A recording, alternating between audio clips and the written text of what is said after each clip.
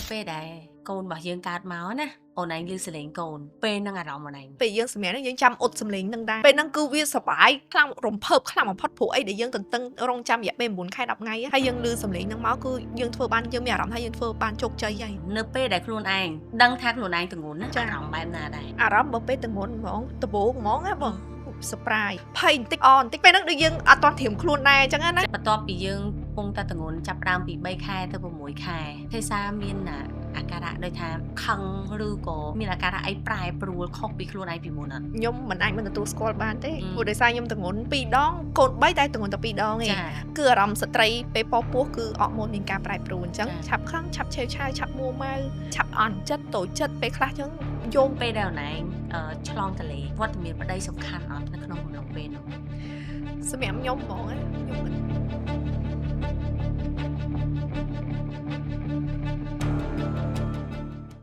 ជម្រាបសួរបងប្អូនទាំងអស់គ្នាស្វាគមន៍មកកាន់កម្មវិធី Better Me Podcast ថ្ងៃនេះយើងនឹងចែករំលែកអំពីបទពិសោធន៍នៅក្នុងកម្មវិធី Better Me Podcast របស់យើងជាបន្តទៀតហើយដែលជួបជាមួយនេះខ្ញុំនិងម៉ាមីទេសា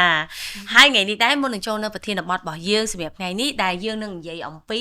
អារម្មណ៍ជាម្ដាយម្ដងចាចង់ឲ្យម៉ាមីខ្លួនឯងនេះប្រមូលផលិតផលខ្លួនឯងតិចមើល review បន្តិចមើលថាខ្លួនឯងមានផលិតផលខ្លះមែនតើមែនតើអញ្ចឹងសម្រាប់ខ្ញុំជាម្ចាស់ brand ផ្ទាល់ខ្ញុំអត់មានអីនិយាយច្រើនទេខ្ញុំគ្រាន់តែជាអ្នកដោះស្រាយបញ្ហាអតិជនដោយសារយើងកន្លងមកយើងបានដោះស្រាយបញ្ហាស្បែកមុខអតិជនច្រើនអ្នកហើយព្រោះយើងលក់តាំងពី2018 2019មកច្រើនឆ្នាំហើយអញ្ចឹងសម្រាប់បងប្អូនដែលមានបញ្ហាមុនជាំស្នាមខ្មៅឯករួយនិយាយទៅបញ្ហាស្បែកមុខហ្មងហើផលិតផលច្រើនហើយប្រើអត់ត្រូវខ្ញុំសូមណែនាំឲ្យសាកល្បងជាមួយនឹង brand Womi របស់យើងដោយសារយើងមានកេរ្តិ៍ឈ្មោះមកច្រើនឆ្នាំហើយផលិតផលដែលខ្ញុំ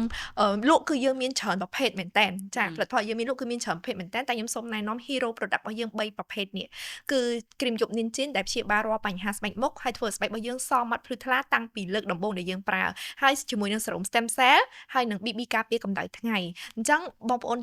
ដែលមានបញ្ហាស្បែកមុខអាចសាកល្បងប្រើជាមួយនឹង brand Womi របស់យើងបានញយប៉ាកែមែនតើអញ្ចឹងមកគេហៅថាម៉ាមីទេសាហ្នឹងប៉ាកែ review product ចាំលក់ដាច់ខ្លាំងមែនតើអញ្ចឹងសម្រាប់មិត្តភាពនារីបងប្អូនទាំងអស់គ្នាដែលកំពុងតែត្រូវការផលិតផលថែរក្សាសម្ផស្សស្អាតពីចុងជើងដល់ចុងសក់កុំភ្លេច Womi តោះឥឡូវយើងចូលមក podcast របស់យើងចាអ្វីដែលកាន់តែប្រសើរឡើងនៅក្នុងកម្មវិធីរបស់យើងនឹងលើកយកនៅប្រធានបទមួយដែលនិយាយអំពីអារម្មណ៍ម្ដាយដូចដែលបានសន្យាកាលពីលើកមុនចាអញ្ចឹងយើងនឹងចូលមកកាន់ប្រធានបទរបស់យើងផ្ទាល់តែម្ដងដែលនិយាយអំពីអារម្មណ៍ម្ដាយអញ្ចឹងបងចង់សួរទៅកាន់ទេសាហ្មងណានៅពេលដែលអូនដឹងថាខ្លួនឯងមានទងន់តើអូនឯងមានអារម្មណ៍បែបណាខ្លះហើយអូនឯងធៀមខ្លួនហើយនៅក្នុងការទទួលយកសម្រាប់ខ្ញុំពេលដែលដឹងថាមានកូនដំបូងយើងមិនដឹងថាមានកូនវារៀង surprise ដោយសារplan របស់យើងអត់តមកដល់ចាអញ្ចឹងរៀង surprise ដែរកូនដំបូងការមានអូនម៉ែលចាគឺ surprise ខ្លាំងមែនតើអញ្ចឹងអារម្មណ៍របស់ខ្ញុំសួរថាម៉េចសប្បាយចិត្តគឺសប្បាយចិត្តតែព្រោះយើងចង់និយាយថាយើងមានកូននឹងគេដែរខ្ញុំចង់មានតែអញ្ចឹងចាហើយតែមួយវិញទៀតអារម្មណ៍មួយកូនចិត្តយើងភ័យរៀងមានអារម្មណ៍ភ័យអស់នៅក្នុងហ្នឹងដែរចាខ្ញុំជឿថាម៉ាក់ប៉ាណាក៏អញ្ចឹងដែរព្រោះយើងលើកដំបូងមិនមែនលើកទី2លើកទី3អីណាវាអត់សូវអីអញ្ចឹងណាតែលើកទី1គឺវា surprise សម្រាប់យើងចាអញ្ចឹងអារម្មណ៍ទេសាក៏ដូចជាបងដែរដូចគ្នាចាចុះមួយវិញទៀតនៅពេលដែលកំឡុងពេលដែលយើងពោះអូនឯងជួបផលលំបាកអីខ្លះដែរបើនិយាយពីផលលំបាកជួបអស់ហើយបងព្រោះកូនមួយក៏ខ្ញុំពោះកូនពីរក៏ពោះដែរពោះហើយដែរទុកលំបាកហ្នឹងកូនមួយលំបាកប៉ុណ្ណាកូនពីរដប់មិនដប់ទេសង្ឃថាពិបាកគុណនឹង10ខុសគ្នាពីទម្ងន់កូនមួយខុសគ្នាខ្លាំងហ្មងអញ្ចឹងបើខ្ញុំនិយាយជារួមហ្មងអំឡុងពេលពោះពិបាកតាំងពីការគេងដើរឈរអង្គុយសូម្បីតែអារម្មណ៍របស់យើងក៏ផ្លាស់ប្ដូរខ្លះដែរអំឡុងពេលដែលយើងពោះអរម៉ូនយើងវាមានការប្រែប្រួលអញ្ចឹងតាមអីដែលខ្ញុំស្រាវជ្រាវសើចមកអញ្ចឹងណាតែក៏យើងពេលដែលយើងសើចទៅឃើញថាអញ្ចឹងហើយក៏យើងព្យាយាមទប់អារម្មណ៍យើងខ្លះដែរព្រោះធ្វើឲ្យយើងឆាប់មានតែពេលខ្លះក៏យើងទប់អត់ជាប់ដែរតើរឿងខ្លះមកល្មមអង្គុយពេលខ្លះអន់ចិត្តអីមួយអញ្ចឹងទៅអង្គុយយំតឯងនៅបន្ទប់អីចឹងក៏មានដែរ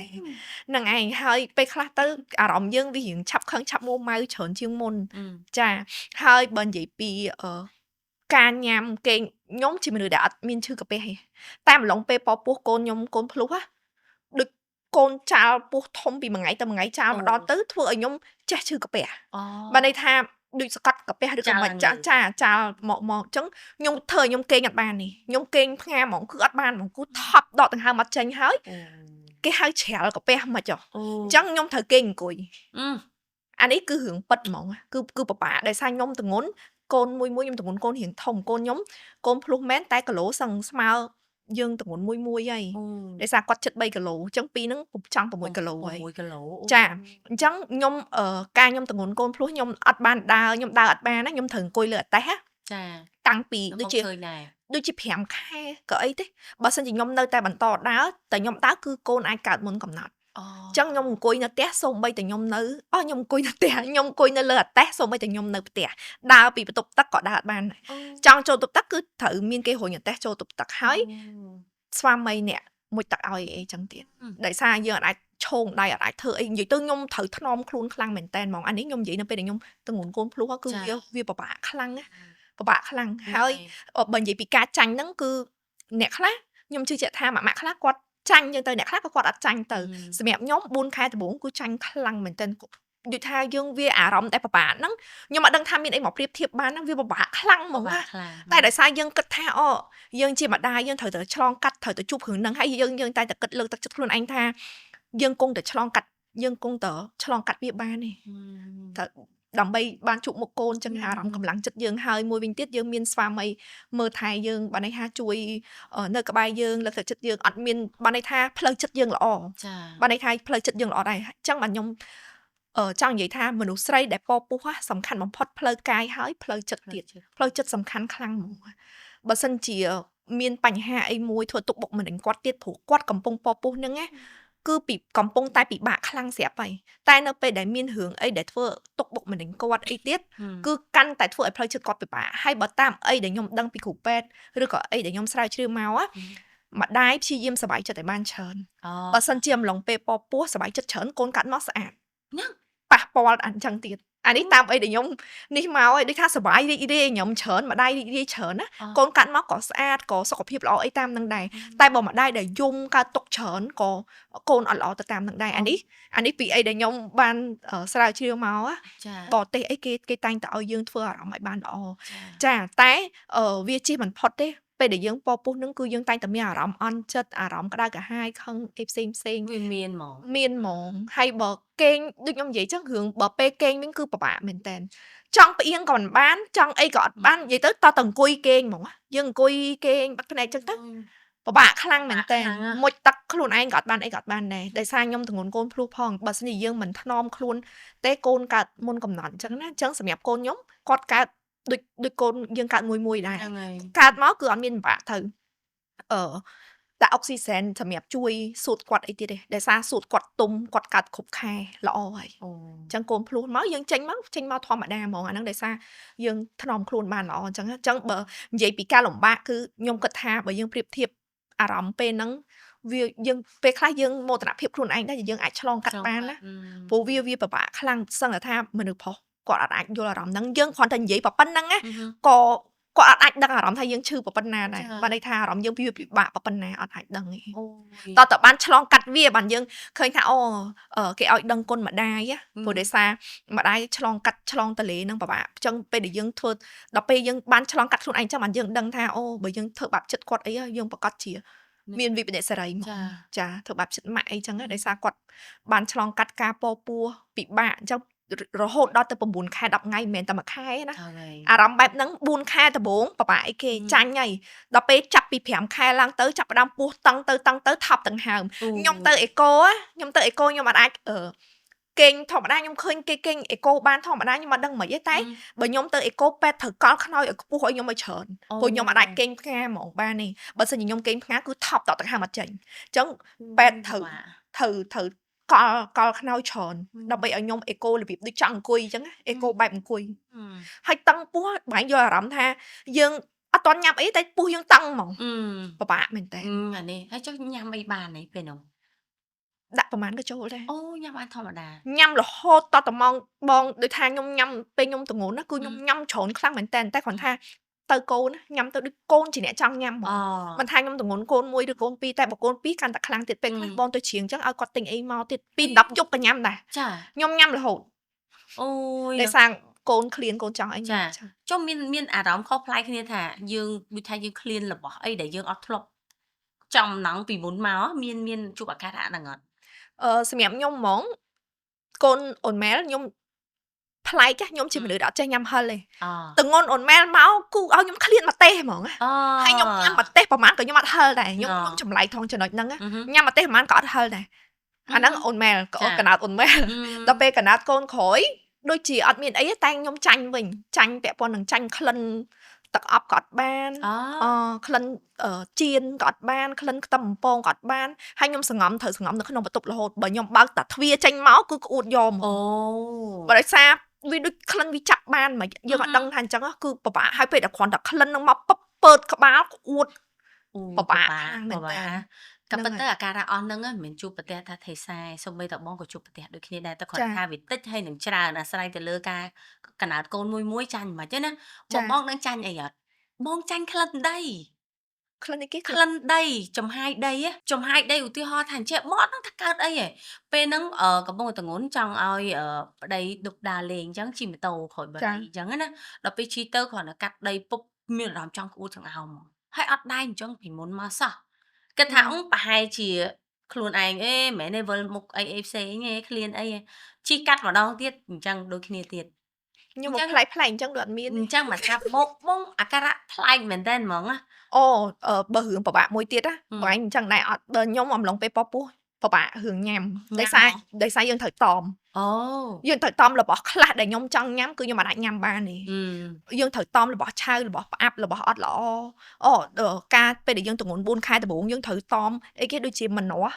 ដូចជាគេត្រូវឲ្យតមម្នាស់លហុងខ្ចីហ្នឹងហើយខ្លាចកូនមានបញ្ហាអីចឹងណាហើយដល់ពេលក្រោយមកយើងអាចញ៉ាំរបស់ផ្អាប់របស់ឆៅបានហ្នឹងហើយយើងព្យាយាមត្រូវបខំញ៉ាំរបស់ណាដែលល្អដូចជាទឹកដោះគោ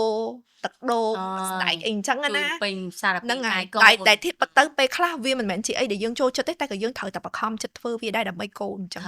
ចាក៏ប៉ុន្តែស្ត្រីគ្រប់រូបក៏អាចធ្វើបានទាំងអស់នៅពេលដែលខ្លួនឯងមានទងន់ណាដើម្បីកូនណាបើសម្រាប់បងវិញណាផឹកទឹកដោះគោ3លីត្រតែ2ថ្ងៃក៏អស់ទឹកសណ្ដែកមួយថ្ងៃ2ដបអូយបងញ៉ាំបានច្រើនមែនតើហ្មងណាបងឡើងគីឡូរហូតដល់25គីឡូបានន័យថាពេលបងទងន់ហ្នឹងដឹងប៉ុន្មានគីឡូ85គីឡូអូយធ្ងន់មែនតើណាប៉ុន្តែអត់ទៅកូនហ្មងទេណាទៅម៉ែកូនរបស់បងបានដូចជា2គីឡូ8ខាំខ្ញុំកោនម៉ែ3គីឡូ4ខាំមកតែខ្ញុំទងន់ខ្ញុំឡើងទៅ10គីឡូអីទេដោយសារឡើងទៅតកូនពេលសម្រាប់ហើយអស់លេង ក៏ទៅស្ត្រីយើងបកកាយមែនតើតែទោះបីជាបកកាយយ៉ាងណាក៏ដោយក៏យើងនៅតែត្រូវការវត្តមានមនុស្សម្នាក់ទៀតដែរគឺជាប្តីចាត្រូវទេតាទេសាអូនឯងគិតថាពេលដែលអូនឯងឆ្លងទលេវត្តមានប្តីសំខាន់អត់នៅក្នុងកំឡុងពេលនោះសម្រាប់ខ្ញុំហ្មងខ្ញុំគិតថាមិនថាខ្ញុំមិនថាមនុស្សស្រីទូទៅទេបើសិនជាអត់មានស្វាមីទេគឺដូចអត់មានកម្លាំងចិត្តហ្មងអានេះសម្រាប់ខ្ញុំទេខ្ញុំនិយាយមិញនេះអំឡុងពេលខ្ញុំពពោះខ្ញុំជួបការលំបាកទាំងអស់ហ្នឹងណាអំឡុងពេលខ្ញុំពពោះខ្ញុំជួបការលំបាកទាំងអស់ហ្នឹងតែវាមិនសូវជាបញ្ហាដោយសារខ្ញុំអត់មានផលវិបាកផ្លូវចិត្តទោះជាយើងទងន់ទៅផ្លូវកាយយើងវាពិបាកយ៉ាងម៉េចអីយ៉ាងម៉េចតែផ្លូវចិត្តយើងល្អដោយសារតែយើងមានស្វាមីល្អយើងពិបាកមិនអីមិនគាត់អត់ល្អមិនត្រឹមតែគាត់អត់ល្អទេគាត់មានតែជួយយើងទៀតអូយអូនពិបាកអញ្ចេះអញ្ចោះឃើញយើងពិបាកអញ្ចេះអញ្ចោះទៅគាត់មុជទឹកបានន័យថាគាត់មើលថែយើងគ្រប់សពបែបយ៉ាងទាំងអស់រុញអាតេះអីចឹងទៅមើលថែគាត់អត់ល្អគាត់ឃើញលំបាកធម្មតាពេលខ្លះគាត់ល្អគាត់ធុញតែដែរដោយសារគាត់មិនមែនជាយើងអីចឹងណាពេលខ្លះក៏ខ្ញុំខ្លាចចិត្តគាត់ដែរតែដល់ពេលយើងមើលទៅកាយវិការរបស់គាត់គឺគាត់អត់ធ្វើចេញមកពីចិត្តដោយមិនមានថាអូធ្វើឲ្យតែបានឬក៏អីបានន័យថាគាត់ធ្វើចេញពីចិត្តរបស់គាត់ចឹងក៏យើងទទួលបានអារម្មណ៍កក់ក្ដៅហ្នឹងក៏យើងមានកម្លាំងចិត្តនៅក្នុងការពពោះបន្តហើយបើសួរថាអំឡុងពេលពពោះខ្ញុំនិយាយត្រង់មកអាពេលហ្នឹងពេលខ្ញុំចាប់ដើមឈឺពោះខ្លាំងមែនតើខ្ញុំរកគាត់អត់ឃើញដោយសារអញ្ចឹងទៅចាំនៅបន្ទប់ពេទ្យមួយគ្នាហើយខ្ញុំឈឺពោះលឿនខ្ញុំឈឺពោះតែ1ម៉ោងជាងខ្ញុំកើតដល់ពេលអញ្ចឹងខ្ញុំស្រឡឹងពេកតែខ្ញុំឈឺហ្នឹងឈឺអារម្មណ៍ដែលឈឺអត់ដែរជួបហ្មងឈឺសាហាវឈឺយកមូលខ្ញុំចង់និយាយខ្ញុំចង់ទ្រាំអត់បានណាតែខ្ញុំប្លែកខ្លួនឯងដែរម៉ាក់អីនៅជុំវិញអញ្ចឹងណាតែគ្រាន់តែគាត់ចេញពីបន្ទប់ទឹកពេលហ្នឹងគាត់ទៅបន្ទប់ទឹកគ្រាន់តែគាត់ចេញពីបន្ទប់ទឹកមកប៉ាប់អារម្មណ៍ដូចរៀងបានតោងគាត់ចេះមកដូចរៀងមានកម្លាំងប្រឹងមិនអញ្ចឹងខ្ញុំសម័យអត់ចាញ់ទេបើសិនជាពេលដែលខ្ញុំប្រឹងសម្រាប់កូនហ្នឹងណាហើយអត់មានវត្តមានប្តីនៅក្បែរគឺខ្ញុំសម័យរូបភាពនឹងអត់ចាញ់ទេចាអញ្ចឹង សម្រាប់ខ្ញុំហ្មងខ្ញុំគិតថាស្វាមីគ្រប់រូបគួរតែនៅក្បែរប្រពន្ធបើថាពេលសម្រាប់ពេលខ្លះយើងរវល់ការងារអត់ស្អីណាតែសំខាន់បំផុតពេលដែលសម្រាប់កូនណាគឺចាំបាច់ត្រូវមានវត្តមានស្វាមីជាកម្លាំងចិត្តព្រោះពេលដែលពាក្យថាឆ្លងតលេនេះមួយតតែបានឆ្លងកាត់ហ្មងបានយើងដឹងថាវាពិបាកខ្លាំងកម្រិតណាតោះឥឡូវអញ្ចេះទេសាបងចង់អនឯងមានអីចង់ប្រាំផ្ញើទៅកាន់បងបរោះជាប្តីណាគួរលើកទឹកចិត្តគាត់បែបណានៅក្នុងពេលដែលប្រពន្ធកំពុងតែសម្រាលចាសម្រាប់ខ្ញុំគិតទេណាមិនថាអំឡុងពេលពពោះឬក៏ពេលសម្រាលគឺសិតតែមានភាពលំបាកទាំងអស់គ្រាន់តែថាពេលដែលពិបាកខ្លាំងបំផុតគឺអំឡុងពេលដែលឆ្លងតលាដែលសម្រាលនឹងហើយមិនថាសម្រាលកូនដោយធម្មជាតិឬក៏ដោយវះកាត់ទេសុទ្ធសឹងតែជួបការលំបាកទាំងអស់អញ្ចឹងអីដែលយើងអាចជួយបានណាដែលខ្ញុំចង់ផ្ដាំផ្ញើទៅបងប្អូនឬក៏បងដែលជាបរិសុទ្ធណាគុំថាថ្ងៃដែលប្រពន្ធភរិយាសម្រាលហ្នឹងលេះរវល់អីមួយបើថារវល់អីលើកបានគឺលើកសិនថ្ងៃហ្នឹងគឺទៅក្បែរគាត់ព្រោះមនុស្សដែលគាត់ព្រោះយើងអាចជួយអីគាត់បានទេតែអីដែលយើងអាចជួយគាត់បានគឺកម្លាំងចិត្តព្រោះកម្លាំងចិត្តព្រោះខ្ញុំយល់មនុស្សស្រីកម្លាំងចិត្តពីស្វាមីគឺប្រៀបអត់បានទេពេលដែលអត់មានស្វាមីយើងឆ្លងតលេម្នាក់ឯងគឺខ្ញុំសម័យអត់ចាញ់ហ្មងពេលខ្លះឪពុកម្ដាយប៉ាម៉ាក់អីទៅជាមួយពុកម្ដាយទៅជាមួយអាហ្នឹងផ្សេងហីជារឿងមួយតែស្វាមីគឺសំខាន់បំផុតនៅថ្ងៃសម្រាលអញ្ចឹងខ្ញុំនិយាយនេះគឺចង់ថាបើសិនជាបងស្ដាប់ទៅគិតថាសំខាន់មានប្រយោជន៍គួរតែលៃពេលវេលាសម្រាលនៅក្បែរប្រពន្ធចាអរគុណម៉ាមីទេសាមែនតើល្អមែនតើសម្រាប់ការដាស់តឿននៅលើកទឹកចិត្តទៅដល់បងបរោះទាំងអស់ដែលគាត់កំពុងតែភ្លេចអាហ្នឹងមកគ្រាពេលខ្លះគាត់ថាវាអត់សំខាន់ណាក៏ពិតវាពិតជាសំខាន់មែនតើនៅក្នុងការលើកទឹកចិត្តភរិយាកំឡុងពេលសម្រាលមួយវិញទៀតក្នុងអារម្មណ៍ខ្ញុំជាអ្នកដែលធ្លាប់ពពោះនឹងមានកូនដូចគ្នាក៏ខ្ញុំយល់អារម្មណ៍ទុក្ខលំបាកមកដែរវាពិបាកខ្លាំងណាជួបប្រទះរឿងអីខ្លះសឹងថាពេលខ្លះអត់អាចទប់ទល់រួចទេប៉ុន្តែអាស្រ័យទៅលើកត្តាមួយចំនួនតាក់ទងជាមួយនឹងសុខភាពរបស់ម៉ាមីដែរអ្នកខ្លះក៏គាត់មិនសូវចាញ់អញ្ចឹងទៅអ្នកខ្លះក៏គាត់ចាញ់ខ្លាំងអញ្ចឹងទៅទាំងអស់ហ្នឹងវាសិតតែត្រូវការស្វាមីជួយសម្រាប់បន្ទុកទាំងអស់ហ្នឹងផងដែរចាអញ្ចឹងនៅក្នុងអេពីសូតពាក់មួយនេះផាតទី1នេះសូមបញ្ចប់ត្រឹមនឹងសិនយើងនឹងបន្តទៅកាន់ផាត2ជាបន្តទៀតឈានចូលដល់ផាត2នៅក្នុងប្រធានបទរបស់យើងដដែលចាអារម្មណ៍ជាម្ដាយក្រោយពេលសម្រាលអញ្ចឹងបងចង់ដឹងអារម្មណ៍របស់ទេសានៅពេលដែលកូនរបស់យើងកើតមកណាអូនឯងឮសលេងកូនពេលនឹងអារម្មណ៍អូនឯងមិនពេលឮសំឡេងកូនងាមកព្រោះធៀបទៅពេលយើងសម្រាប់យើងចាំអ៊ុតសំឡេងនឹងដែរហើយយើងចាំអ៊ុតសំឡេងកូនយើងគឺបើថារឿងនៅអីដែលយើងធ្លាប់ជួបនៅលើពិភពលោកហ្នឹងគឺវាអស់សុបាយចិត្តពេលហ្នឹងហើយពេលហ្នឹងគឺវាសុបាយចិត្តខ្លាំងរំភើបខ្លាំងបំផុតព្រោះអីដែលយើងទន្ទឹងរង់ចាំរយៈពេល9ខែ10ថ្ងៃហើយយើងឮសំឡេងហ្នឹងមកគឺយើងធ្វើបានយើងមានអារម្មណ៍ថាយើងធ្វើបានជោគជ័យហើយយើងបានបង្កើតកូនមកដោយខ្លួនយើងផ្ទាល់ដែលយើងបានបង្កើតហើយគឺអារម្មណ៍រំភើបសុបាយហើយពេលខ្លះអារម្មណ៍មួយនឹកថាអូអត់នឹកស្មានថាខ្លួនឯងអាចធ្វើបានអញ្ចឹងដូចថាវាពេលខ្លះមានអារម្មណ៍ថាដូចអស់ចាសម្រាប់យើងគឺសុបាយអារម្មណ៍សុបាយរឿងអីគឺអត់មានសុបាយដល់ហ្នឹងគឺសុបាយចិត្តខ្លាំងមែនតើរំភើបអារម្មណ៍រំភើបដែលយើងមានហ្នឹងចាអាចនិយាយបានថាអារម្មណ៍មោទនភាពតែទាំងម្ដាយគេទាំងយើងអាចធ្វើបានដូចគេដែរវិញបងរំភើបចង់និយាយថាពេលដែលងាពឹបគេមិនគ្រូពេទ្យមិនយកកូនមកដាក់លើទ្រូងម្ដាយបងយំហូរទឹកភ្នែកខ្លាំងហ្មងបងមានអារម្មណ៍ថារំភើបខ្លួនឯងធ្វើបានហើយយេសឹងតែភាសាយេអញមានកូនហើយវាមិនចឹងពេលដែលគេយកកូនប្រសាពេទ្យចង់ឲ្យកូនពេលដែលកាប់មកភ្លាមហ្នឹងមកដាក់នៅលើឲ្យស្គាល់ដូចថាទ្រូងម្ដាយចាដាក់ដល់ពីកក់ដៅឲ្យគាត់ចង់ពេលហ្នឹងយើងមានអារម្មណ៍ថាហ្នឹងឯងអារម្មណ៍មោទនភាពអារម្មណ៍រំភើបសប្បាយខ្លាំងណាស់ពេលហ្នឹងអារម្មណ៍យើងជាម្ដាយសឹកថាឲ្យពេលហ្នឹងឲ្យអីប្រហែលក៏យកអត់យកដែរគឺសប្បាយខ្លាំងមែនតើហ្មងមួយវិញទៀតណាបងគិតណាធូរហើយរបៀបថាចេះអូហ្នឹងហើយធូរណាធូរហើយចុះដោយសារខ្ញុំសម្រាប់កូនដំបូងខ្ញុំសម្រាប់ធម្មជាតិអញ្ចឹងគ្រាន់តែយើងកំពុងតែឈឺដល់កម្រិត100គ្រាន់តែលឺសលេងងាកូនបឹបធ្លាក់មកសូនអាលីងហ្មងហើយធ្លាក់មកបាត់ឈឺអស់អាលីងតែបាត់ឈឺមែនដល់ផ្សាយយើងសម្រាប់ហើយវាដូចថាវាអារម្មណ៍យើងរីករាយរំភើបផងទៅហើយអាការឈឺពុំក៏លែងមានហើយយើងអារម្មណ៍យើងសប្បាយនៅពេលដែលណៃជួបប្រទះរឿងរ៉ាវច្រើនការទ្រង់ការមើលថែមានអាការៈឈឺអីច្រើនអញ្ចឹងណាអូនឯងដែលគិតថាអាសូរខ្លួនឯងដល់អាសូរខ្លួនឯងទៅញយនឹងអង្គុយអូយមិនបានយើង thử mà chụp hướng lồng bạ chớn ẩm lồng pe bó bút có dùng chịp sẽ ao từ nơi tại anh ngặt ba này pe dương bó bút á từ nơi tại anh nó khơi cầm sắt dùng là vậy người ta vì được cầm sắt luôn bà tha số vì mà ní tay dương được mẹ lắm tha cầm sắt luôn anh mà chứ hay mẹ hai hụi luôn đấy nè pe mẹ hai nó cầm sắt luôn tiền pe để nhom mẹ con hai dương mình nơi pet mà ngày hay mình dương tới tè bởi buồn phèm ngày hay mình dương tới tè pe để còn đỡ nhom chăm bát để nhom mẹ con từ bốn hai nhom từ đó tè liếm cái do con đã bắt tục tiền trắng cứ nhom yum mỏng nhom coi yum mỏng dương đây mình này anh nó hay đập pe ở bon có trâu mà đó có sữa rồi anh yum người kì tôi thả đó nó chọn yum đôi yum mèo lắm đôi play chỉ vật thâm ấy bạn vô là lắm đang ở đức sần nọ hay là việc sần nọ nhom mà đang thả bom ôn dương ban chụp lắm đang ở tê mã tay nhom miền lắm đang tụ bay con ở nhom từng nguồn lực tí pía còn nhom nơi tầm nhà lắm sần nọ đang này pe đã sần mẹ con hỏi đôi sần nọ ấy môi dân tên là dân ca con mà ban con lọ ấy khục sắp hay bà xua xoa mây ơi mà xua dân mấy nhom bò thì giải ở trên con số hai giống mượn ấy ấy thời dùng đấy xa dân sần mẹ con mà ban để chốt chơi con số có phiệp lọ rồi lú này tay à đầm dương muối vi sần nọ vi dùng nhưng mà đang tha chè đầm ấy đây chà cho này đa cái tha con á chỉ bắt tục tao này mình nè nó về đại miền quạt á nhưng mà đây tha con nhưng mà đây cái tha con cứ chỉ bận tục đây đâu chà anh đang cứ bị chỉ tu này ti dương chỉ mà đây đây chỉ thò mà chia đến nó ngày thòm chỉ cái mạch dương mạch chẳng nhưng cái thả cái thơ ban dương cái thơ ban này chẳng mà thả cái chỉ mình tục thì phổ về để miền quạt máu cứ dương miền cầm lắng chật hướng ấy khúc sập bẹp giang cứ dương ai thơ ban tặng chlong ban tặng hai bộ rùm nằng được nhom vậy chẳng sầm khăn cứ dương miền spa mây nơi các ai lực tắc chật bắt đầu cái đây sẽ lạnh ở dương chẳng dương miền cầm lắng chật cái tới cầm lóng po nó cứ mong cái thao này bà bãi cho này miền kết ở tha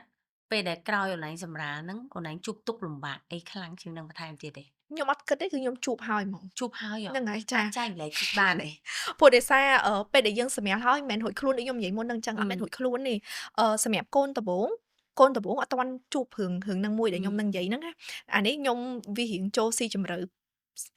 hướng sạch trai thì tay nhom chăng bình liệt như vậy vì tranh tới đầm bay áo bong bò ra rồi bom ra quạt ban đăng á bị tụt lồng bạc bom được sậy mỏng á chẳng thoáng cái lạnh ní bây giờ xem hỏi con tí bay nắng cứ dương thở chư mà tăng tiệt chư cái hai chư spon chà đấy nhom để xa chư spon nắng bà đây bây giờ dương xem con hai nắng á dương chư spon nắng cứ chư đôi dương chư cả con chẳng nè khá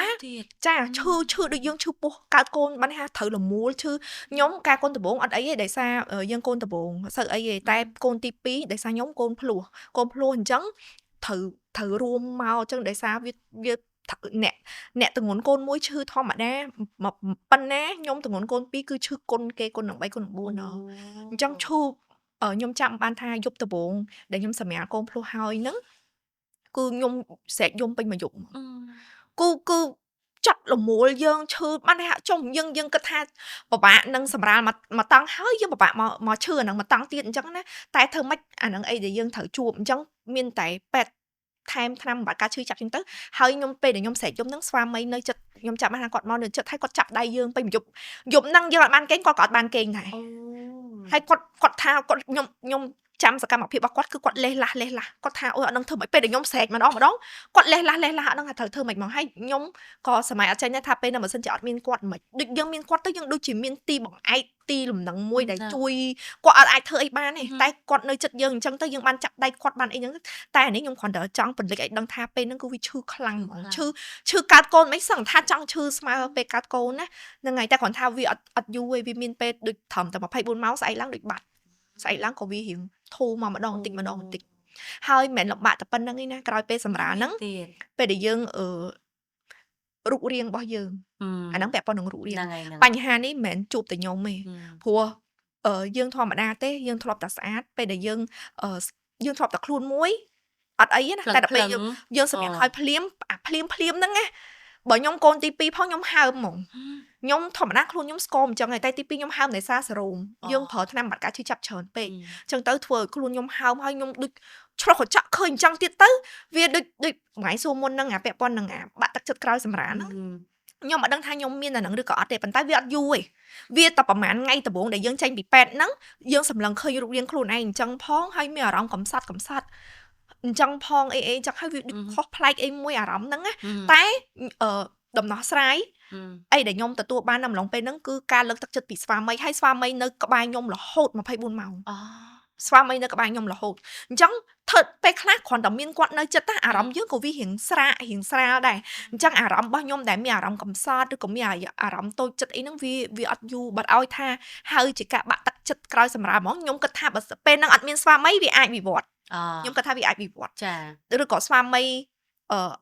មានបញ្ហាអីមួយឬក៏អីចឹងណាចាតែដោយសារពេលហ្នឹងផ្លូវចិត្តខ្ញុំនិយាយហើយនិយាយទៀតពាក់ព័ន្ធនឹងផ្លូវចិត្តមនុស្សស្រីយើងមិនថាអំឡុងពេលពោះឬពេលអំឡុងពេលសម្រាប់កូនពេលដែលសម្រាប់កូនហើយផ្លូវចិត្តគឺសំខាន់ហើយផ្លូវចិត្តសំខាន់ហ្នឹងល្អឬមិនល្អពាក់ព័ន្ធនឹងស្វាមីតើស្វាមីហ្នឹងបើមិនបានជួយអីភរិយាហើយកុំធ្វើទុកបុកម្នេញគាត់កុំនាំបញ្ហាឲ្យកត់កុំ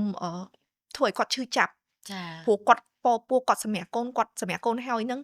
គឺគាត់ឈឺខ្លាំងហើយអញ្ចឹងកុំឲ្យខ្ញុំនិយាយនេះកុំឲ្យគាត់បន្ថែមអីឲ្យគាត់ទៀតហើយបើសិនជាអាចបន្ថែមផ្ដល់ភាពកក់ក្ដៅភាពយកចិត្តទុកដាក់គ្រាន់តែទៅចេញពីធ្វើការទិញអីផ្ញើប្រពន្ធហ្នឹងណាអីដែលប្រពន្ធចង់ញ៉ាំហ្នឹងណាក៏វាជាទឹកចិត្តមួយខ្ញុំនិយាយនេះខ្ញុំចង់ប្រាប់ឲ្យបងមករស់ដឹងថាកម្លាំងចិត្តហ្នឹងគឺសំខាន់ខ្លាំងហ្នឹងហើយទឹកចិត្តហើយនឹងផ្លូវចិត្តគឺសំខាន់ខ្លាំងអញ្ចឹងមើលថែផ្លូវចិត្តភរិយាព្រោះកុំគិតថាសម្រាប់កូនហើយរួចខ្លួនណាតម្រាំតែភរិយាអាចវិលមករូបរាងដើមវិញវាត្រូវការប្រើពេលខ្ញុំលើកទី2នេះខ្ញុំរៀងពិបាកចិត្តរៀងយូរបន្តិចដោយសារខ្ញុំពោះកូន2ខុសពីខ្ញុំពោះកូន1តែមួយខែអីខ្ញុំអាចវិលមកដើមវិញហើយពេលដល់មួយខែតែ2អាទិត្យអីហ្នឹងចង់មកដើមវិញហ្មងណាចាតែដល់ពេលកូនទី2ដូចជា3ខែអូដោយសារតរំតែខ្ញុំបានមកទូចធម្មតាវិញណាដោយសារតែកូន2ពុកធំចាអញ្ចឹងត្រូវថែរក្សាផ្លូវចិត្តឲ្យបានល្អអញ្ចឹងស្វាមីនឹងជាចំណែកសំខាន់មួយនៅក្នុងជីវិតគុំថាស្វាមីអត់ធ្វើអីគឺអត់សំខាន់ណាគុំគិតថាខ្លួនឯងអត់សំខាន់ណាក៏ពិតគឺសំខាន់ខ្លាំងណាស់ហើយអត់អាចជួយអីបានដូចខ្ញុំនិយាយចឹងគឺមើលថែផ្លូវចិត្តចាជាកម្លាំងចិត្តមើលថែផ្លូវចិត្តភរិយាប៉ុណ្ណឹងគឺជាចំណែកធំមួយជួយគ្រួសារឲ្យបានមានសុភមង្គលហើយអានេះពីជ្រុងអីដែលខ្ញុំគិតណាចាតែសារខ្ញុំធ្លាប់ឆ្លងកាត់ហើយខ្ញុំជាមនុស្សស្រីដែរអូបងយល់ពីទេសាបានច្រើនមែនតើណាចាអញ្ចឹងបានន័យថាសរុបជារួមមកវិញណាទេសាក៏ទទួលនៅអារម្មណ៍បាក់ទឹកចិត្តក្រោយពេលសម្រាលដែរប៉ុន្តែវាតិចតួចដោយសារតែទេសាមានស្វាមីនៅក្បែរចាំជាចាកម្លាំងចិត្តអញ្ចឹងត្រឡប់មកវិញជារួមវាមានដែរប៉ុន្តែវាមានតិចហើយវាអត់វិវត្តវាថាមិនមែនថាជាជំងឺហ្មងទេវាគ្រាន់តែយើងអារម្មណ៍មួយកំសត់បន្តិចវាគ្រាន់តែចង់ចាប់ផ្ដើមតែដល់ស្វាមីលួងលោមនៅក្បែរយើង24ម៉ោងគាត់អត់ទៅណាគាត់នៅក្បែរយើងរហូតលួងលោមយើងរហូតនាំប្រឡប់នេះប្រឡប់នោះហ្នឹងទៅក៏វាបាត់ម្ដងបន្តិចទៅចាអូយអស្ចារ្យក៏ទៅជាម្ដាយគេគឺអស្ចារ្យមែនតើបងតសើទេសាអាចមានកូន13នាក់ហើយធ្វើឲ្យខ្លួនឯងកែប្រែរូបរាងបានត្រឡប់មកវិញដូចដើមស្អាតហើយលឿនបងគាត់ថា3ខែលឿនក្នុងការត្រឡប់មកវិញណាបងវិញយូរបងចំណាយពេលយូរដោយសារបងឡើងគីឡូខ្លាំងបងចង់លើកទឹកចិត្តសម្រាប់អ្នកដែលគាត់លើសគីឡូខ្លាំងដែរហើយពិបាកនៅក្នុងការសម្រកត្រឡប់មកវិញព្យាយាមដែរខ្ញុំ2ឆ្នាំទើបអាចត្រឡប់មកបានវិវត្តបន្តិចតែ2ឆ្នាំតែអត់ដូចដើមទេខ្ញុំព្យាយាមហាត់ប្រាណខ្ញុំព្យាយាមអីដែរប៉ុន្តែវាគេនិយាយថាកាំងគីឡូអត់ទៅណានៅ70គីឡូនៅនឹងរហូតតោះតែខ្ញុំចូលដល់2ឆ្នាំកន្លះបានខ្ញុំចាប់ផ្ដើមថយគីឡូមកវិញទៀតអញ្ចឹងណាហ្នឹងឯងអញ្ចឹងក៏លើកទឹកចិត្តទៅកាន់ម៉ាក់គ្រប់គ្នាដែរបើសិនជាជួបប្រទះថាខ្លួនឯងលើសគីឡូខ្លាំងហើយវាអត់ទាន់មកអីដែលឲ្យខ្លួនឯងសម្រុកមកដូចដើមលឿនណាលើកទឹកចិត្តម៉ាក់ហាត់ប្រាណទៅហើយម៉ាក់ញ៉ាំអីដែលសុខភាពល្អសម្រាប់កូនចឹងចំណុចហ្នឹងក៏ខ្ញុំចង់ប្រាប់ធីបទៅម៉ាក់កំពុងតែសម្រាប់កូនហើយកំពុងតែជួបការលំបាកខ្ញុំចង់ប្រាប់ថាព្រោះខ្ញុំមានធីបហ្នឹងប្រាប់ទៅខ្លួនឯងដែរអំឡុងពេលដែលខ្ញុំកំពុងតែពិបាកដែលខ្ញុំមានអារម្មណ៍ថាកំសត់ឬក៏ដូចវាពិបាកខ្លាំងយើងមិននឹកស្មានថាចុះមិនបានខ្លួនឯងត្រូវមកប្រឈមមុខនឹងរឿងទាំងអស់ហ្នឹងពិបាកនេះពិបាកនោះរូបរាងប្រែប្រួលហើយមានរឿងច្រើនឮសំឡេងកូនយំកូនអីទៀតទៅវារឿងច្រើនណាតែខ្ញុំតែប្រាប់ខ្លួនឯងមួយថា ពេលវេលានឹងយើងនឹងឆ្លងកាត់បានយើងមិនមែនជួបរឿងនឹងរហូតទេវាដល់ពេលមួយវាឆ្លងកាត់បានហើយបន្ទាប់ពីយើងអត់ធ្មត់អញ្ចឹងទៅវាពិតជាឆ្លងកាត់បានពិតមែនតែក្នុងអំឡុងពេលដែលយើងឆ្លងកាត់ហ្នឹងគឺដូចខ្ញុំនិយាយអញ្ចឹងយើងមានកម្លាំងចិត្តការគ្រប់គ្រងពីស្វាមីអញ្ចឹងចាបានស្វាមីល្អអញ្ចឹងទៅធ្វើឲ្យយើងមានកម្លាំងចិត្តទ្រាំទ្រធ្វើឲ្យយើងមានកម្លាំងចិត្តបន្តទៅមុខទៀតចាតែខ្ញុំសូមផ្ដាំទៅម៉ាក់ថាអត់ធ្មត់ទៅគេក៏ជួបរឿងបែបហ្នឹងដូចខ្ញុំនិយាយអញ្ចឹងបើខ្ញុំអត់បាននិយាយអ្នកខ្លះគាត់អត់ដឹងគាត់គិតថាខ្ញុំស្រួលអត់ស្រួលទេគាត់អញ្ចឹងតាប៉ុន្តែដោយសារមនុស្សខ្ញុំពេលដែលខ្ញុំមានកម្លាំងចិត្តហើយរឿងអីក៏ខ្ញុំអាចឆ្លងបានដែររឿងអីក៏ខ្ញុំអាចធ្វើបានដែរឲ្យតែខ្ញុំមានកម្លាំងចិត្តតែបើសិនជាអត់មានកម្លាំងចិត្តទេវាអត់មានធម៌ពលអត់មានអីអញ្ចឹងដូចខ្ញុំនិយាយតរ៉ែហើយតរ៉ែទៀតអញ្ចឹងដោយសារស្វាមីហ្នឹងឯងបានធ្វើខ្ញុំមានកម្លាំងចិត្តចាមួយវិញទៀតក៏ចង់លើកទឹកចិត្តទៅកាន់បងនារីដែលក្រោយពេលសម្រាលណាក៏បោះបង់ខ្លួនឯងចោលបើសិនបើយើងជួបប្រទះរឿងអីយើងដោះស្រាយរឿងហ្នឹងទៅប៉ុន្តែមួយទៀតសម្រស់ក៏សំខាន់ជាកត្តាចាំបាច់ដែរអញ្ចឹងម៉ាក់ចង់ថែរក្សាសម្ផស្សខ្លួនឯងកុំភ្លេចផលិតផលវូមៀនេះទាំង5មុខនៅមុខនឹងផ្ទាល់បើនិយាយស្មោះត្រង់ហ្មងគឺខ្ញុំប្រើបានហ្នឹងឯងចាដោយសារខ្ញុំជាមនុស្សម្នាក់ដែលខ្ញុំបើសិនជាខ្ញុំឆ្លោះកញ្ចក់ឃើញខ្លួនឯងអត់ស្អាតខ្ញុំផ្លូវចិត្តអាហ្នឹងមកតង់ទៀតឆ្លោះកញ្ចក់ទៅចុងមុខថ្ងៃនេះដូចរៀងហើមឬក៏ចង់ផ្លូវចិត្តរឿងអញ្ចឹងណាអត់បានទេអត់បានឬក៏មុខរៀងក្រើមអូដូចមានឡើងអីមកគ្រាប់ទេអត់បានហ្មងនឹងអត់បានហ្មងគឺត្រូវតែថែរក្សាសម្រាប់ខ្លួនឯងហ្មងអាសាកញ្ចក់មួយខ្ញុំហ្នឹងជាងពីមិត្តភក្តិទៀតឥឡូវចេះបើជ្រុលជាអញ្ចឹងចង់ឲ្យចែក tip ទៅកាន់ម៉ាម៉ាណាពេលដែលឧទាហរណ៍បើគាត់ឡើងមុនតើវាមានយើងមានផលិតផលមួយណាមួយមុខណាដែលអាចជួយកាត់បន្ថយមុនគាត់ទេផលិតផលបេះខ្លាំងហ្មងរឿងទៅលើមុនណាខ្ញុំណែនាំឲ្យគាត់ប្រើនេះពេលយប់ពីរនេះ Serum Stem Cell ជាមួយនឹង Cream Ninja នេះចាពីរមុខនេះគឺសំខាន់ខ្លាំងសម្រាប់គាត់ប្រើនៅពេលយប់ព្រោះ Serum នេះមានតួនាទីទៅជួយបតឹងស្បែកមុខជាពិសេសអ្នកគាត់មានបញ្ហាមុនហ្នឹងពីច្រើនមកគាត់បោះហោមចាអញ្ចឹងអានេះវាជួយបង្រួមរុនរោមហើយពេលដែលយើងលាបអាហ្នឹងហើយបានយើងលាប Cream Ninja បើ Ninja ខ្ញុំនេះវិញណាសង្កត់ថាអ្នកមានមុខមុនខ្លាំងកម្រិតណាក៏ជួយបានកាត់បន្ថយបានលឿនដែរលាបសង្កត់ថាពី3យប់អីមុនគាត់ក្រៀមហើយបើគាត់ព្យាយាមលាបទៀតបាត់ទាំងស្នាមមុននៅលើមុខគាត់ទៀតចាអញ្ចឹងបកកែខ្លាំងទៅលើមុនលើស្នាមហើយនឹងបញ្ហាជាំជាពិសេសម៉ាក់ដែលគាត់សម្រាលហើយគាត់តែងតែមានបញ្ហាជាំហ្នឹងជាំអាចរួយអញ្ចឹងបើគាត់ឆាប់ប្រើគាត់សម្រាលហើយគាត់ឆាប់ប្រើ Cream Ninja នេះគឺឆាប់បាត់លឿនតែបើគាត់ទុករៀងយូរឆ្នាំអាហ្នឹងវាត្រូវការប្រើពេលយូរហើយតែអានេះគឺឯកទេសគេហ្មងអានេះពេលយប់ឯកទេសសម្រាប់ព្យាបាលជាំអាចរួយហើយធ្វើឲ្យមុខរបស់គាត់ភ្លឺថ្លាលឿនមកវិញហ្នឹងអាហ្នឹងក៏ជាចំណុចមួយដែរព្រោះអំឡុងពេលដែលខ្ញុំពពោះខ្ញុំចាប់អារម្មណ៍មួយថាខ្ញុំប្រឹងក្អួតចឹងពេលដែលខ្ញុំប្រឹងក្អួតទៅវាមុខយើងវាដូចឡើងដូចអុចកន្ទឺហ្នឹងហើយមិនមែនទេអុចខ្មៅដូចចង់អាចរួយស្នាមខ្មៅចាដូចចង់អាចរួយហើយដល់ពេលខ្ញុំសម្រាលហើយវានៅជាប់នៅហ្នឹងហ្មងអាចរួយហ្នឹងវានៅជាប់ដល់ពេលខ្ញុំពេលដែលខ្ញុំអាចប្រើ cream យប់ Ninja បានខ្ញុំចាប់ផ្ដើមប្រើតខ្ញុំចាប់បានអត់ដល់2សប្តាហ៍មុខយើងបាត់ជាប់នឹងអស់លេងមកលឿនមកជួយដោះស្រាយយើងត្រូវការហ្នឹងហ្មងអានេះបាត់ពិសោធន៍ខ្ញុំផ្ទាល់ទេខ្ញុំចែកម្លែកហ្មងអញ្ចឹងបងប្អូនជឿទុកចិត្តអាចសាកល្បងដែរបានឃើញមុខម្ចាស់ brand ហ្នឹងជឿទុកចិត្តហើយចាព្រោះថានេះក៏មួយដែរនេះមួយប្រើយូរដែរចាអរគុណម៉ាមីទេសាសម្រាប់ការចែកម្លែកអញ្ចឹងផាត2យើងសូមបញ្ចប់នៅត្រឹមហ្នឹងសិនតើឥឡូវបងប្អូនទាំងអស់គ្នាយើងចូលមកកាន់ podcast របស់យើងវគ្គចុងបញ្ចប់នៅក្នុងកម្មវិធីរបស់យើងចាជាផាត3អញ្ចឹងអំបញ្ញមិញបងប្អូនបានស្ដាប់ច្រើនមកដែរហើយតកតងជាមួយនឹងម៉ាមីទេសាដែលគាត់បានចែកម្លែកវិបត្តិពិសោធន៍ផ្ទាល់ខ្លួនរបស់គាត់ហ្មងអញ្ចឹងបងសូមសួរសំណួរមកកាន់បច្ចុប្បន្នភាពវិញម្ដង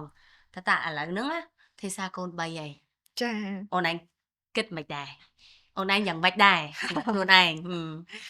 សុខទុក្ខយ៉ាងម៉េចដែរហ្នឹងហើយនិយាយទៅមនុស្សយើងវាចង់និយាយថាយើងពេលខ្លះបញ្ហាវាមានបញ្ចែកអស់ហើយត្រូវទេសំខាន់យើងជួបអីដោះហ្នឹងចាឥឡូវនេះពេលដែលសម្រាលហើយអីគេវិញគឺដល់វគ្គយើងត្រូវចិញ្ចឹមកូនហើយមិនតាន់រួចខ្លួនទេណាឈឺពោះសម្រាប់កូនហើយមកតង់ហើយតែពេលដែលកូនកើតមកហើយរហូតមកដល់ឥឡូវនេះក៏ដល់វគ្គមួយដែលយើងត្រូវយកចិត្តទុកដាក់នៅក្នុងការចិញ្ចឹមគាត់បដ ாய் អត់បានទេព្រោះបង្កើតគេមកហើយអញ្ចឹងខ្ញុំនិយាយពីខ្លួនឯងវិញថាត្រូវលះបង់ពីមុនយើងមានពេលវេលាតែ2នាក់វាផ្សេងយើងចង់ទៅណាទៅនឹងតែនេះពេលចង់ទៅណាត្រូវគិតកូនសិនហើយបាននេះហើយយើងត្រូវបែងចែកពេលវេលាសម្រាប់គូស្វាមីភរិយាខ្លួនឯងនឹងមិនបែងចែកពេលវេលាសម្រាប់កូននឹងមិនពេលវេលាធ្វើការមិនអីមិននិយាយទៅយើងត្រូវចេះបែងចែកអានេះពីអីដែលខ្ញុំគិត គិតទៅបើសិនជាយើងអត់បែងចែកទេយើងប្រកាសជាផ្អៀងមកខាងបើយើងធ្ងន់ទៅធ្វើការខ្លាំងពេកយើងប្រកាសជាចោលគ្រួសារបើយើងធ្ងន់មកគ្រួសារខ្លាំងពេកយើងប្រកាសជាបាត់បង់ចំណូលខ្លះអានេះជាបញ្ហាដែលយើងជាម្ដាយក្រោយពេលសម្រាលអំឡុងពេលដែលដូចខ្ញុំអញ្ចឹងពេលដែលសម្រាលហើយពេលដែលកូនមានកូនហើយហ្នឹងគឺអីដែលយើងជួបប្រទះបញ្ហាហ្នឹងបើអញ្ចឹងព្យាយាមថ្លឹងថ្លែងបែងចែកចេះបែងចែកឲ្យស្មើគ្នាចាព្យាយាមបាត់ហើយយើងព្យាយាមឲ្យស្មើប៉ុន្តែវាមិនអាចស្មើហ្មងទេតែយើងព្យាយាមឲ្យយើងដឹងអញ្ចឹងទៅយើងព្យាយាមអញ្ចឹងណាអីពីជ្រុងអីដែលខ្ញុំចង់ផ្ដាំទៅគូស្វាមីភរិយាថ្មីថ្មោងណាព្រោះបញ្ហាហ្នឹងយើងនឹងត្រូវជួបដូចគ្នាបើមិនជាយើងពីរអ្នកប្តីប្រពន្ធអត់ចេះថ្លឹងថ្លែងទេប្រកាសជាមានបញ្ហាអីមួយឡើងលេចឡើងហើយ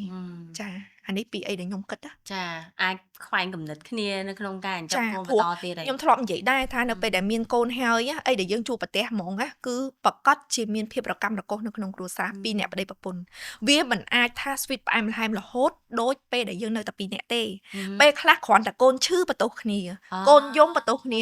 ពេលខ្លះស្វាមីអត់យល់អារម្មណ៍ភរិយាឧទាហរណ៍បើសិនជាគាត់ទៅធ្វើការបាត់ឬក៏ភរិយានៅផ្ទះមើលកូនបន្ទោសតំភរិយាទៀតគ្នាតែមើលកូនឲ្យមើលកូនមិនឲ្យកូនឈឺពេលខ្លះភរិយាបន្ទោសប្តីទៅធ្វើការបាត់អត់មានដឹងទុកទរៈអីមិនបានចេះតែបន្ទោសអីចេះចោះអញ្ចឹងភាពរកម្មរកុសតែងតែមានតែពេលដែលយើងសម្រាប់កូនហើយពេលដែលយើងមានកូនហ្នឹងគឺភាពរកម្មកុសតែងតែមានតែត្រង់ថាយើងនឹងប្រឈមមុខដោះស្រាយវាបែបណាអញ្ចឹងខ្ញុំនិយាយនេះដើម្បីឲ្យប៉ាម៉ាក់ថ្មីថ្មោងអីគាត់បានត្រៀមខ្លួនឲ្យហើយកុំឲ្យថាអត់បានដឹងមុនអញ្ចឹងទៅភាពរកម្មរកុសតែងតែវាកើតមានឡើងហើយតែយើងព្យាយាមកាត់បន្ថយព្យាយាមទទួលថាកូនយើងឈឺយើងមានការរួមចំណែកទាំងអស់គ្នាទេកុំគិតថាប្រពន្ធនៅផ្ទះមើលកូនអត់ធ្វើអីហ្នឹងហើយមិនមែនស្រួលទេការចិញ្ចឹមកូនគឺមិនមែនស្រួលទេអញ្ចឹងមានតែធ្វើម៉េចមានតែការនិយាយគ្នាពិភាក្សាគ្នារកចំណុចរួមមួយរកដំណោះស្រាយមួយទាំងប្តីទាំងប្រពន្ធធ្វើម៉េចយើងបែងចែកការមើលថែកូនបែបម៉េចពេលវេលារលុយរកាក់នឹងបែបម៉េចឲ្យត្រឹមត្រូវទៅគឺយើងអនុវត្តវាទៅរហូតខ្លាយទៅជាទម្លាប់អញ្ចឹងយើងបានគ្រួសារមួយដែរសុភមង្គលកក់ក្ដៅទៀតក្ដៅចាអានេះគឺជាដំណោះស្រាយមួយដ៏ល្អមែនតើណាសម្រាប់ទេសាក្នុងការរៀបចំ plan គិតគូរជាមុនណាពីព្រោះថានៅពេលដែលកូនធំអាកតាបកិច្ចរបស់យើងនៅតែបន្តទំនួលខុសត្រូវវាមានហើយហ្នឹងហើយដូចទេសាបាននិយាយអញ្ចឹងពេលខ្លះម៉ែសុកចិត្តឈប់ពីការងារដើម្បីមើលកូនណាកូនមានដែរចាពុកម្ដាយស្រឡាញ់កូនហើយធ្វើយ៉ាងណាដើម្បីគេចង់និយាយថាចេះចិញ្ចឹមកូនឲ្យបានពេញដៃពេញជើងមិនចឹងចាត្រូវហើយអញ្ចឹងសុកចិត្តលះបង់ខ្លួនឯងមួយដើម្បីឲ្យប្តីធ្វើការទៅយើងនៅមើលកូនហ្នឹងដែលខ្ញុំចង់និយាយថាព្រោះបញ្ហាហ្នឹងគឺខ្ញុំឃើញថាមានជួបប្រទះអ្នកខ្លះគាត់គិតថាគាត់គួរសម្រេចចិត្តបែបណាបើគាត់ចង់ឲ្យកូនគាត់បានល្អចិញ្ចឹមកូនបានល្អគាត់ត្រូវលាឈប់គាត់ត្រូវមកមើលកូនហើយបើសិនជាគាត់ចង់រកចំណូលបានច្រើនគាត់ចង់រកលុយបានច្រើនគាត់ត្រូវលះបង់ឲ្យគេមើលកូនឲ្យឬក៏អីចឹងអាហ្នឹងខ្ញុំគិតថាវាពិបាកសម្រាប់គាត់ណាតែបើសិនជាយើងមានអីក្រៅពីយើងនិយាយគ្នាពីអ្នកប្តីប្រពន្ធរកដំណោះស្រាយរួមមួយទេព្រោះការលំបាកដំបូងហ្នឹងវាអត់យូរទេត្រឹមតែ 2-3 ឆ្នាំគឺយើងអាចដាក់កូនចូលសាលាបានហើយអញ្ចឹងអីពីអីដែលខ្ញុំនិយាយវិញគឺរឿងហ្នឹងយើងនឹងឆ្លងកាត់បានសំខាន់លើយើងកុំយកហិង្សាមកដាក់ខ្លួនអញ្ចឹងណាយើងមានអីគឺយើងនិយាយគ្នាជាមួយនឹងប្តីប្រពន្ធរកដំណោះស្រាយរួមអញ្ចឹងទៅចាដោះស្រាយដល់សន្តិវិធីអញ្ចឹងទៅតាមរយៈការនិយាយគ្នាឥឡូវសម្រាប់ទេសាវិញអូនឯងគិតថាអូនឯងមានអារម្មណ៍ថាផ្លាស់ប្ដូរអត់ពេលដែលមានកូនហើយហ្នឹងហើយចាខ្ញុំប្លែកខ្លួនឯងដែរព្រោះដោយសារយើងមានអារម្មណ៍ថាពេលដែលមានកូនដល់ទៅ3ទៀតរឿងអីដែលក៏យើងបានជួបឯការលំបាកមិនក៏យើងជួបអស់ដែរអញ្ចឹងធ្វើឲ្យខ្ញុំមានអារម្មណ៍ថាខ្លួនឯងចាស់ទុំជាងមុនចាធ្វើអីយើងរៀងចាស់ទុំជាងមុនចាមិនមែនថាពីមុនយើងអត់ចាស់ទុំទេតែឥឡូវនេះវាចាស់ទុំជាងមុនទៀតហើយនឹងរឹងមាំខ្ញុំសង្កេតឃើញថាខ្លួនឯងរឹងមាំជាងមុនដោយសារដូចនិយាយចឹងការលំបាកយើងបានជួបហើយអស់ហើយអញ្ចឹងរឿងមុំនៅពេលដែលយើងជួបប្រទះពេលដែលយើងមានកូនហើយហ្នឹងមុំគឺយើងអាចដោះស្រាយវាបានហើយយើងអាចអត់ធ្មត់បានណាអត់ធ្មត់ធ្វើវាបានដល់ពេលពីមុនយើងអត់ទាន់ជួបការឈឺចាប់ខ្លាំងអញ្ចឹងយើងគិតថារឿងហ្នឹងអត់ទាន់ជាបញ្ហាតែដល់ពេលដែលយើងបានជួបការពិបាកការលំបាកដល់ខ្លះប៉ុណ្្នឹងហើយរឿងមុំយើងគិតថាវាព្រោះมันមានរឿងអីដែលពិបាកដល់ពេលដែលយើងសម្រាប់កូនទៀតខ្ញុំតែងតែគិតចឹងអានេះខ្លួនឯងខ្ញុំតែងលើកចិត្តខ្លួនឯងអញ្ចឹងដល់ពេលដែលខ្ញុំមានជួបបញ្ហាអីមួយព្រោះជីវិតគ្រួសារវាតែងតែមានហើយវាមិនដែលអត់សោះទេកើតមកជាមនុស្សបើកភ្នែកឡើងពេលខ្លះក៏វាមានរឿងអីដែលមិនសមប្រកបនឹងចិត្តយើងដែរអញ្ចឹងធ្វើឲ្យយើងមានកំណត់មួយថាចាស់ទុំនៅលើលោកនេះគ្មានរឿងអីដែលសមតាមចិត្តរបស់យើង 100% ទេបើយើងគិតបែបហ្នឹងគឺផ្លូវចិត្តយើងគឺអត់ល្អចាអញ្ចឹងពេលខ្លះផ្លូវចិត្តយើងអត់ល្អក៏វាជាឥទ្ធិពលទៅដល់ដៃគូរបស់យើងដែរអានេះពីអីដែលខ្ញុំគិតទេ ចុះយើងផ្លូវចិត្តយើងអត់ល្អអារម្មណ៍យើងមួម៉ៅដល់កាហាយសុកទៅអត់ហេតុផលជាមួយគេឬក៏អត់ហេតុផលជាមួយកូនហ្នឹងវាជាអត្តពលដល់រឿងហ្នឹងហើយអញ្ចឹងសម្រាប់ខ្ញុំហ្មងពេលដែលយើងមានកូនដល់តែ3ហើយសរុបមកវិញគឺខ្ញុំមានអារម្មណ៍ថាចាស់ទុំហើយរឹងមាំខ្លាំងជាងមុនអញ្ចឹងទៅចាផ្លាស់ប្ដូរដល់ឯងដែលសារភាពរឹងមាំរបស់យើងពីខាងក្នុងណាមួយយើងដល់វ័យមួយអាយុ30ជាងហើយបត់ពិសោធន៍ជីវិតរបស់យើងក៏វាជួបប្រទះបានច្រើនដែរចាទៅបត់ពិសោធន៍ជីវិតរបស់ទេសាច្រើនជាងបងទៀតណាចាមកមានបត់ពិសោធន៍ដែរប៉ុន្តែវាអាចនិយាយបានថាវាអត់នឹកស្មានថាទេសាជួបប្រទះច្រើនជាងបងហ្នឹងហើយដោយសារខ្ញុំនិយាយចឹងយើងរឹងមាំចឹងហើយខ្ញុំជាមនុស្សម្នាក់ដែលខ្ញុំអត់សូវចូលចិត្តបញ្ចេញបញ្ហាឬក៏អារម្មណ៍ខ្លួនឯងទៅឲ្យគេចឹងពេលដែលខ្ញុំមានអីមុំគឺខ្ញុំលាក់ទុកដោះស្រាយខ្លួនឯងអីចឹងហើយខ្ញុំអត់សូវបញ្ចេញទៀតបើអ្នកដែលគេជួបខ្ញុំហ្មង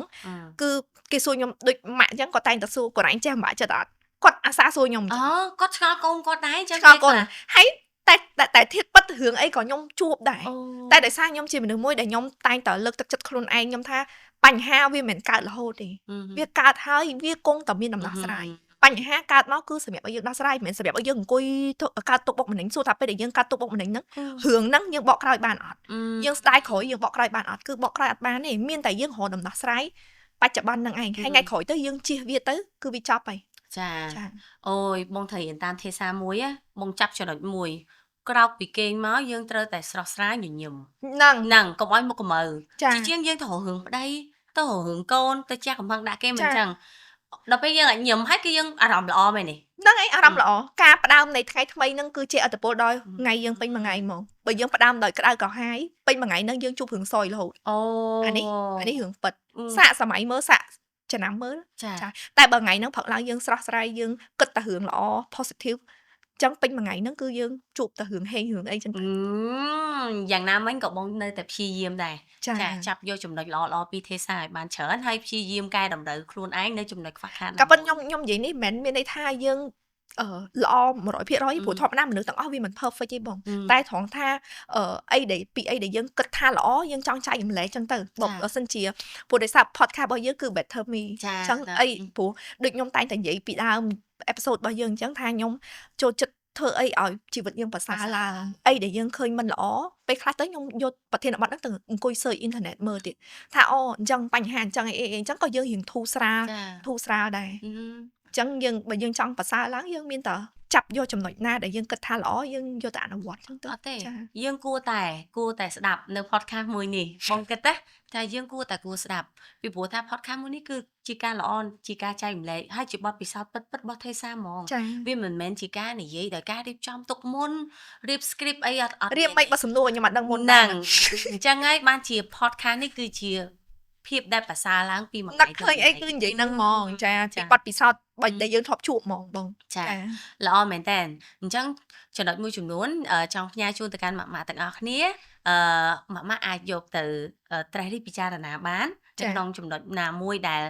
ម៉ាក់ជួបប្រទះដោយទេសាអញ្ចឹងទៅបើសិនជាមានជួបដោះមិនចាជួបដោះមិនធ្វើមិនអីយើងគិតទៅបើចំណុចណាអាចដោះបានធ្វើតាមគាត់ក៏យើងធ្វើតាមទៅតែបើថាចំណុចណាខ្លះដែលម៉ាក់គិតថា